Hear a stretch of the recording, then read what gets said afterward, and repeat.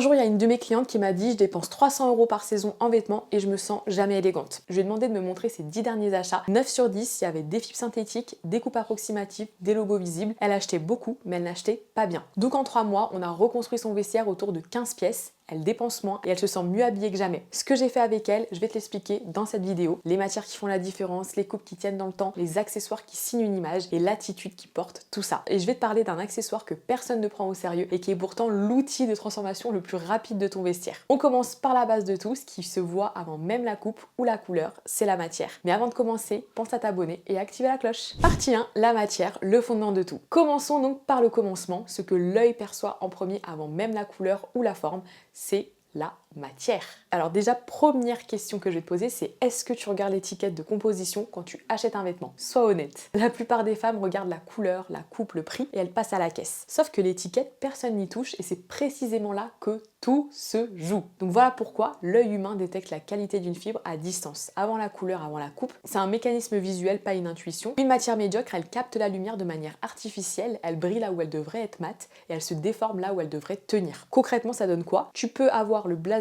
le mieux coupé du monde, si la matière elle est en polyester, la tenue elle perd instantanément son pouvoir. Le tissu synthétique ça accumule l'électricité statique, ça se déforme après quelques lavages et ça donne ce reflet plastique qui trahit le prix au premier coup d'œil. C'est pour ça que le choix de la matière c'est pas une coquetterie, c'est le fondement même de la sophistication. Alors maintenant quelles sont les matières qui font la différence? On commence par la plus haute de la hiérarchie, c'est bien évidemment le cachemire qui est au sommet. Et d'ailleurs j'en porte aujourd'hui. C'est une fibre issue du duvet des chèvres des hauts plateaux d'Asie centrale. Ce qui la rend unique, c'est qu'elle est légère et chaude, elle alourdit pas la silhouette et contrairement à ce qu'on croit, elle devient plus belle avec le temps, plus souple, plus douce, à condition de l'entretenir correctement. Donc là, pense à un pull en cachemire comme à un bon cuir. La première année, il est parfait, la 10e année, il est exceptionnel. Donc juste après le cachemire, il y a la soie. Elle apporte quelque chose que rien d'autre ne peut imiter, c'est la fluidité. Elle accompagne le mouvement du corps, elle ne le contraint pas et elle a une propriété technique méconnue, elle régule la température. C'est-à-dire qu'elle est fraîche en été et elle est isolante en hiver et c'est pour ça qu'un chemisier en soie, c'est pas un luxe superflu, c'est une pièce fonctionnelle autant qu'esthétique. Et pour les saisons plus chaudes, il y a le lin. Le lin, il a une particularité, il se froisse et c'est exactement pour ça qu'il est élégant. Son froissement, il dit quelque chose, il dit que la matière, elle est vivante, naturelle et authentique. C'est ce qu'on appelle dans le monde de l'image une noblesse du défaut. Une matière qui se froisse jamais, c'est souvent une matière qui ne respire pas. Donc la règle pratique à retenir, elle est simple. Tu lis les étiquettes, pas les logos. Une composition à 100% laine mérino, 100% soie, 100% lin, c'est le signal que tu cherches. Ou alors tu peux avoir des mélanges aussi. Lin, coton, soie, lin, etc. Une pièce en fibre naturelle de qualité, ça dure facilement 10 ans. 10 pulls synthétiques à 30 €, ça coûte 300 €. Alors qu'un seul pull en laine mérinos à 120 €, ça dure une décennie. Et le calcul, il est sans appel, hein, on est bien d'accord. Et c'est pour ça que la transition vers un vestiaire élégant, ça commence par un seul geste, c'est de retourner les vêtements et de lire ce qui est écrit. Maintenant qu'on a la base, passons à ce qui donne vie à la matière.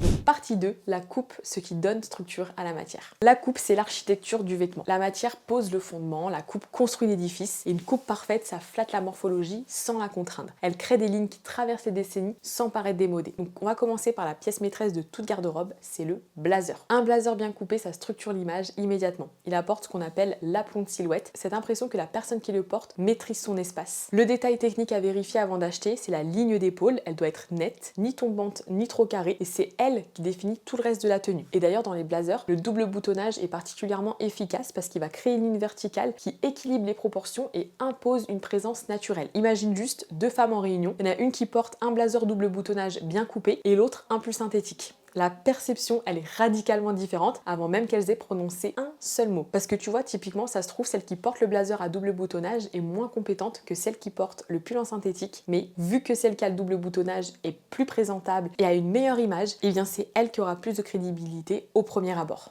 Ensuite, après le blazer, c'est le manteau long. C'est souvent la première impression que tu envoies. C'est le vêtement que les gens voient avant que tu entres dans une pièce. Les teintes les plus stratégiques, on aura le camel, le gris anthracite, le bleu marine. Et ces couleurs, c'est bien parce qu'elles permettent de porter n'importe quoi en dessous. Pour la longueur, elle est idéale quand elle se situe autour du genou ou à mi-mollet. Elle préserve une ligne fluide qui allonge. Il y a aussi le trench coat qui mérite une mention spéciale. C'est une pièce qui vient du vestiaire militaire. Sa ceinture, elle permet de marquer la taille instantanément. Et ses détails traditionnels, donc les épaulettes, le double boutonnage et les rabats, ça ajoute une couche de sophistication qui ne se démode jamais. Pour les bas, on a deux silhouettes qui s'imposent, le pantalon large, aussi appelé palazzo, il allonge la jambe sans talon, porté taille haute avec un haut ajusté, va créer un contraste de volume qui équilibre la silhouette, et c'est l'une des combinaisons les plus élégantes et les plus confortables qui existent. Et ensuite on a aussi le pantalon cigarette, lui qui est plus structuré, il convient parfaitement au contexte professionnel et il dit rigueur sans dire rigidité, mais il y a une pièce que beaucoup négligent, c'est le jean. Le jean il peut être très élégant à une condition, il doit être brut, de coupe droite, sans délavage ni artifice. Le jean blanc en particulier, il a un pouvoir visuel fort parce qu'en fait, il apporte une luminosité et une propreté visuelle inégalée. Donc porté par exemple avec du beige ou du marron glacé, c'est une tenue sobre et mémorable. Et pour les jupes, alors la longueur de référence de la féminité moderne, c'est la jupe midi, entre le genou et le mollet. Elle permet de bouger librement tout en conservant une réserve élégante. En soie pour une soirée, en laine fine pour le bureau, c'est une pièce qui s'adapte à tout contexte sans jamais paraître déplacée. Pour les hauts, on revient toujours au même point de départ, c'est la chemise blanche. Elle doit être en coton de belle tenue. La popeline, c'est le choix de référence où il y a le coton pima également. La coupe, elle doit être légèrement ajustée ou droite. Et la netteté de la chemise blanche, c'est comme une ardoise propre. Elle laisse toute la place aux accessoires et au visage. Et aussi, on a le col roulé. C'est une alternative puissante. Il souligne le port de tête. Il met l'accent sur le visage et le regard. Donc un col roulé en cachemire fin glissé sous un blazer, c'est l'une des combinaisons les plus chics à réaliser avec le minimum d'effort. Donc maintenant qu'on a posé les bases, c'est-à-dire les matières et les coupes, on arrive à ce qui lie tout l'ensemble et signe silhouette, c'est les accessoires. Donc partie 3, l'accessoire, ce qui signe la silhouette. Donc, une chaussure négligée, ça ruine tout. Tout l'effort, toute la qualité, tout le soin en une seconde. C'est le niveau d'exigence qu'on va appliquer à tous les accessoires parce que dans une garde-robe épurée, les accessoires ne sont pas des ajouts. Ils lient les pièces entre elles, ils personnalisent l'allure sans l'encombrer. On va commencer par le sac à main. Un sac élégant se définit avant tout par sa structure, pas par son logo. Les formes géométriques et les cuirs fermes conservent leur aspect neuf plus longtemps. Donc ce qu'il faut regarder, c'est la qualité du grain de cuir et la finesse des finitions métalliques. Ces deux détails, ça révèle le niveau de fabrication immédiatement et personne ne peut les falsifier. C'est pour ça que justement les sacs vintage, ils ont une valeur particulière parce qu'ils possèdent une patine, une exclusivité que les modèles neufs n'ont pas. Et ils suggèrent quelque chose d'important sur leur propriétaire, qu'elle sait reconnaître la qualité sans avoir besoin que ce soit affiché en grandes lettres. Maintenant, on va revenir aux chaussures puisqu'on en a parlé. Les mocassins en cuir sont le choix le plus stratégique. Ils évoquent un style soigné et intellectuel, ils ancrent une tenue fluide, ils complètent un tailleur. Pour les occasions formelles, on a l'escarpin à talons modérés, ça reste le classique, mais les chaussures à talons sculpturales ou géométriques, ça permet de signer une silhouette sobre avec une touche de modernité inattendue. Et dans tous les cas, des chaussures propres, entretenues, en parfait état, c'est non négociable. On passe maintenant à l'accessoire le plus sous-estimé du vestiaire, c'est la ceinture. En cuir de qualité, elle va faire trois choses simultanément. Elle marque la taille, elle équilibre des proportions entre le haut et le bas du corps et elle ajoute une texture à une tenue monochrome. Portée sur un manteau ou une veste, elle en modifie complètement le volume. Et maintenant, l'accessoire le moins cher avec le plus grand pouvoir de transformation, c'est le foulard en soie. Noué autour du cou, il va venir illuminer le visage quand il correspond bien sûr à ta colorimétrie. Attaché à l'anse d'un sac, il apporte une touche de couleur. On peut aussi le mettre dans les cheveux, ça j'avoue que je suis moins fan, mais il donne une allure estivale et personnelle. Et donc, c'est trois façons d'utiliser une seule pièce pour transformer trois tenues différentes. Pour les bijoux, la philosophie, c'est celle du luxe discret, pas un étalage, une collection de choix réfléchis, quelques pièces en métaux précieux portées en permanence. Ça crée une identité visuelle stable et reconnaissable. Et ensuite, on a la montre classique au design intemporel, ça reste l'accessoire de distinction absolue. Elle symbolise le respect du temps et de l'artisanat et elle termine une silhouette avec une autorité tranquille que peu d'autres objets peuvent revendiquer. Je fais une petite pause dans la vidéo car si tu veux aller plus loin, j'ai créé une présentation privée offerte pour devenir plus classe et élégante au quotidien et transformer ton image en 60 jours. Je détaille ma méthode signature en 5 étapes que j'utilise pour transformer l'image de mes clientes, donc tu peux réclamer ton accès gratuitement maintenant, le lien est en description. On passe maintenant à la partie 4, c'est la beauté et l'attitude, l'invisible qui rend visible. Donc jusqu'ici, on a parlé de ce que tu mets, mais l'élégance, ça ne s'arrête pas au bord du vêtement. Elle englobe la totalité de la présence et il y a des éléments que tu peux pas acheter qui pourtant font toute la différence. On commence par les mains. Des mains soignées, c'est le prolongement indispensable d'un vestiaire de qualité. Des ongles courts, propres, de forme carrée ou légèrement arrondie en amande par exemple, naturels avec un vernis transparent ou dans une couleur classique comme le rouge profond, le beige, le rose nude, etc.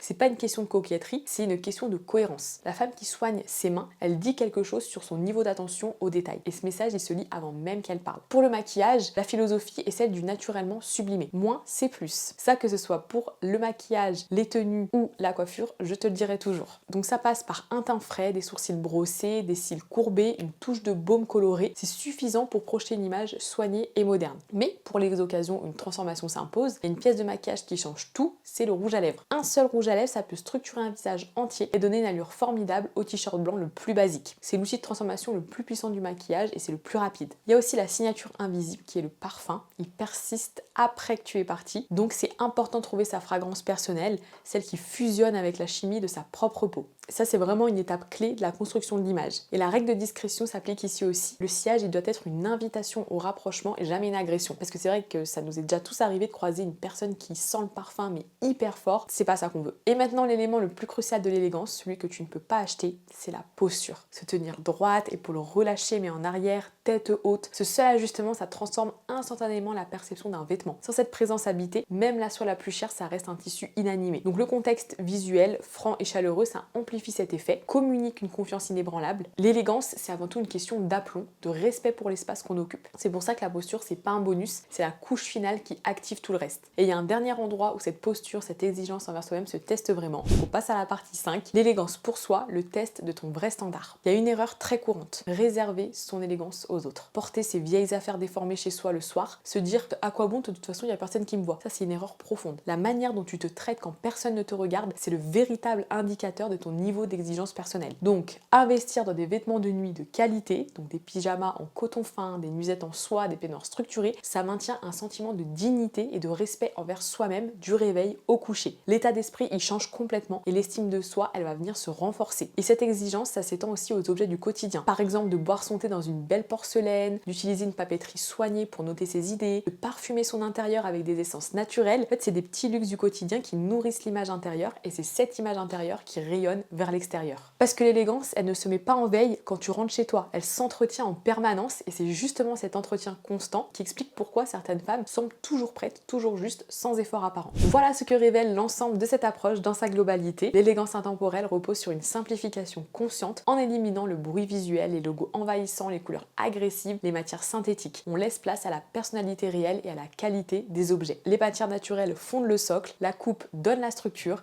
les accessoires signent l'ensemble, la beauté et l'attitude habitent tout le reste et le standard que tu t'appliques à toi-même, chez toi seul, consolide tout le travail visible. C'est pas une question de richesse, c'est une question de conscience. Une femme qui comprend ces mécanismes, elle peut construire une image puissante avec un budget raisonnable si chaque choix est intentionnel. Et donc la vraie question à se poser, c'est pas est-ce que j'ai les moyens d'être élégante, c'est est-ce que je suis prête à choisir la qualité sur la quantité. Et ce changement de perspective, passer de la consommation rapide à l'investissement réfléchi, c'est le point de départ de la transformation d'image. Et cette transformation, elle a un impact qui va bien au-delà de l'apparence. Elle change la façon dont tu te perçois et par conséquent la façon dont les autres te perçoivent. Et d'ailleurs, n'oublie pas, si tu veux aller plus loin, j'ai créé une présentation privée offerte pour transformer ton image en 60 jours. Je détaille ma méthode signature en 5 étapes que j'utilise pour transformer l'image de mes clientes. Donc réclame ton accès maintenant, le lien est en description. Et donc si tu as aimé cette vidéo, n'hésite pas à liker, à t'abonner à la chaîne et à activer la cloche. Et on se dit à dimanche prochain pour une toute nouvelle vidéo.